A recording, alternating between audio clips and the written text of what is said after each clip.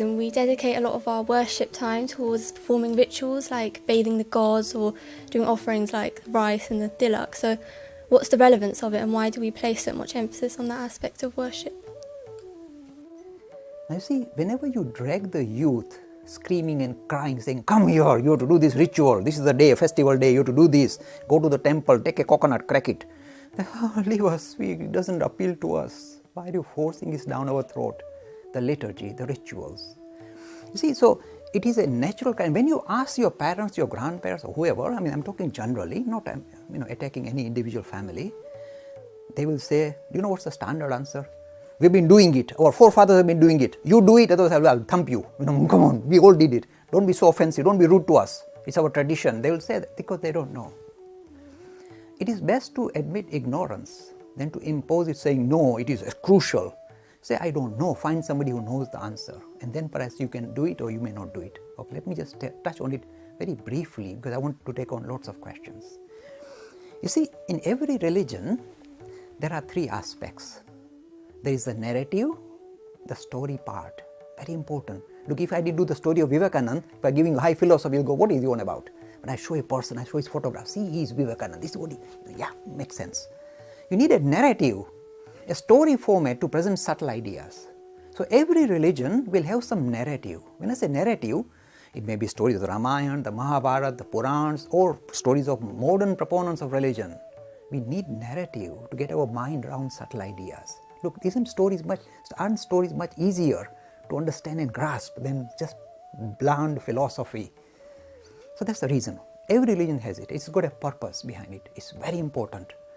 It allows to present very deep ideas in a digestible manner. Don't underestimate the power of storytelling. That's why when we are little, we hear the stories of Ganesh and Ram and Krishna, and we love it. Yeah, we love Hinduism. You get drawn. That's one reason. One aspect or one dimension to religion, all religions. There's a second one. The second dimension is rituals or liturgy. Now this aspect is also important, even though every youth saying, oh, I'm getting a headache, I don't want to come. The reason why it's important is this. You see, if you know the why of it, then depending on, when the circumstances change, you can adjust it because you know the why, and as long as the why is looked after, you don't mind making alterations. But if you don't know the why, you are stuck in a rut. You just repeat what you've been doing without knowing why, and you're stuck with it. So it's best to look at the why. Why do we do it? Hindus give 4 answers, not 1, 4. Why we do any ritual, any liturgy. The first reason they say is it acts as a reminder. You see, our lives are so fast. Look, if your mommy and your daddy were not doing tinkling bells and lighting a lamp on incense stick and going run very fast in the morning, if they were not doing it, you will lose all link with religion. Because you saw them doing it, you said, I don't know what they are up to.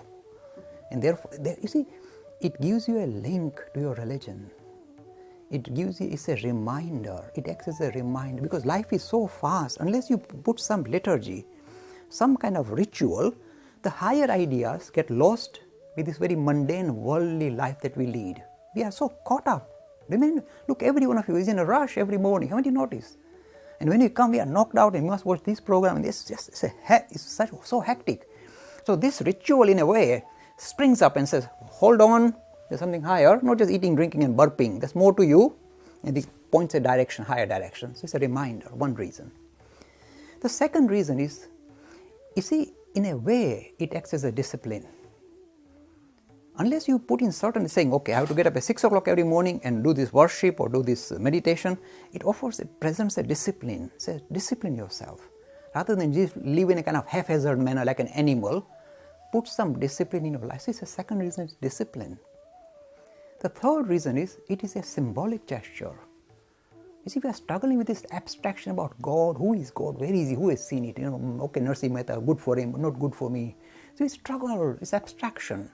So it's a symbolic gesture. You see, we all use symbols. Don't underestimate the power of symbols. All of you study physics and maths, and you know that without your X, Y, Z and all this, it's symbol. If you say, what is X? Don't ask, it's just we use it. It's symbolism. So use symbols to get your mind around subtle things and manipulate ideas using symbolism. That's what we are doing. We are trying to use symbolism related to higher ideals, not just material ideals, but higher ideals, symbolic. There's a fourth reason. It may have direct benefit. How can it have direct benefit? Look, If, for example, Bakulbai sits in the morning and is meditating for half an hour, for that half an hour, he has put in tremendous discipline, hard work to become one-pointed. It will give results. It will produce beneficial results. Every activity you do will produce certain consequences. So this is the fourth reason. It will have direct benefit. Suppose you repeat a mantra, suppose you repeat a particular verse. Mantra is normally name of God. You repeat that. By just repeating that again and again and again until it becomes your second nature, you'll soon find that it is producing a really real physical change in your own being. Your whole system is affected. It has become part and is vibrating within your system. It seems to empower you. It gives you tremendous power. So it has direct benefits, immediate benefits. Literally, it follows through. So these are the four reasons why we do liturgy.